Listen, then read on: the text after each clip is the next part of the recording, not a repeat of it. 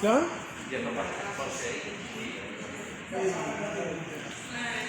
ये जो washing machine है ये वाईफाई सिस्टम है, ये मोबाइल से कंट्रोल होता है।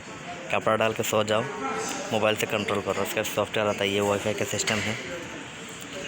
ये नया मॉडल का है। इसका अंदर देखते हैं। अंदर ये रहा। वॉशिंग मशीन में भी आजकल वाईफाई लग गया। इसका प्राइस रहा 2367 रियल। 8 किलो का है। 2 साल का वारंटी भी है। मज़े का बात ये है मोबाइल से कंट्रोल होता है, वाईफाई सिस्टम है।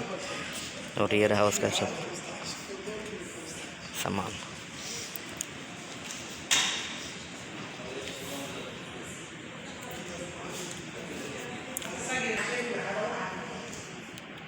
ये वाईफाई सिस्टम और एक है, लेकिन ये बड़ा है।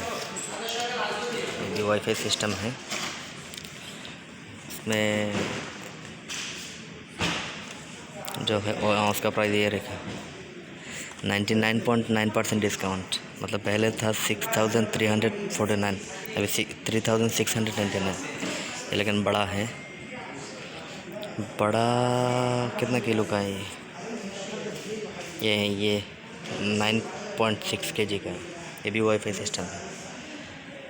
मोबाइल से कंट्रोल करो, कपड़ा धो के, कपड़ा लगा के, फिर बाहर जाओ, घूमो फिरो, आओ, उधर से कंट्रोल करो।